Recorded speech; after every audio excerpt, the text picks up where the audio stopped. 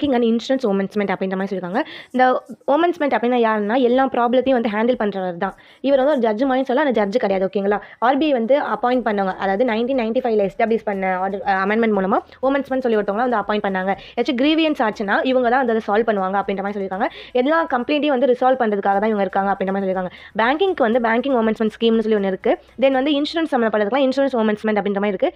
இவங்க வந்து எப்படின்னா சீக்கிரமாக அந்த ப்ராப்ளத்தை முடிச்சுட்டு அதுக்கான ரெமெடி வந்து கொடுப்பாங்க அப்படின்ற மாதிரி சொல்லியிருக்காங்க. அண்ட் லிமிட்டட் பீரியட் தான். இப்போ வந்து ப்ராப்ளம் ஒரு கேஸ் நடக்குது அப்படின்னா, அது இப்போ ஏதோ டிரான்சாக்ஷன் ப்ராப்ளமாக கூட இருக்கட்டுமே, அப்படி இருக்கும்போது ஒரு ஓமன்ஸ்மெண்ட் போகும்போது 1 இயர் தான் அதுக்கு லிமிட் அப்படின்ற மாதிரி சொல்லியிருக்காங்க.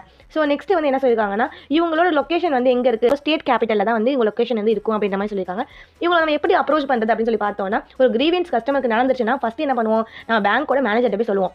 அவங்களுக்கு வந்து 1 மாதம் டைம் கொடுக்குறோம், அவங்க எதுவுமே ஆக்ஷன் எடுக்கல அப்படின்னா நெக்ஸ்ட் என்ன பண்ணுவோம், ஏதாச்சும் காம்பன்சேஷன் ஏதாச்சும் கேட்டு இன்னொரு இது பண்ணுவோம். ஸோ அவங்க எதுவுமே பண்ணல அப்பயும் அப்படின்னா நெக்ஸ்ட் என்ன பண்ணுவோம், அந்த ஹெட் குவார்ட்டருக்கு போவோம். அந்த கம்பெனியோட ஹெட் ஆஃபீஸ் எங்கே இருக்குது அப்படின்னு சொல்லி பார்த்து போவோம். அவங்களும் எந்த ஒரு விஷயமும் எடுக்கல, எந்த ஒரு ஆக்ஷனும் நெக்ஸ்ட் கொண்டே போகல, அந்த நம்ம கொடுத்த கம்ப்ளைண்ட் கிரீவியன்ஸ் வந்து அப்படியே இருக்குது அப்படின்னா நம்ம எதுவுமே பண்ண முடியாது. அப்போ நம்ம ஓமன்ஸ்மெண்ட்டுக்கு மெயில் பண்ணலாம் அப்படின்ற மாதிரி சொல்கிறாங்க. மெயில் இல்லைன்னா ஸ்கீமுக்கு வந்து அப்ளை பண்ணலாம் அப்படின்ற மாதிரி சொல்லியிருக்காங்க. ஆனால் அது பிரச்சனை, அந்த கிரீவியன்ஸ் நடந்து 1 இயர்க்குள்ளே தான் பண்ணியிருக்கணும் அப்படின்னு சொல்லியிருக்காங்க. ஸோ இந்த விஷயம் வந்து எங்கே ஃபஸ்ட்டு ஸ்டார்ட் ஆச்சு அப்படின்னு சொல்லணும்னா, இவங்க வந்து ஒரு பிரச்சனை வந்து சால்வ் பண்ணியே ஆகணும். அவங்களாலே சால்வ் பண்ணலன்னா என்ன பண்ணலாம், அப்பீல் பண்ணலாம். எங்கன்னா நேஷனல் பேங்கிங் ஓமன்ஸ்மெண்ட் இன் மும்பை, அது 1 இயர் லிமிட்டட்குள்ளே வந்து நம்ம வந்து அங்கே அப்பீல் பண்ணிடணும் அப்படின்ற மாதிரி சொல்லியிருக்காங்க. இதுக்கு எந்த கேஸில் வந்து நம்ம பார்ப்போம் அப்படின்னு பார்த்தா, federal bank limited vs banking ஓமன்ஸ்மெண்ட் 2010.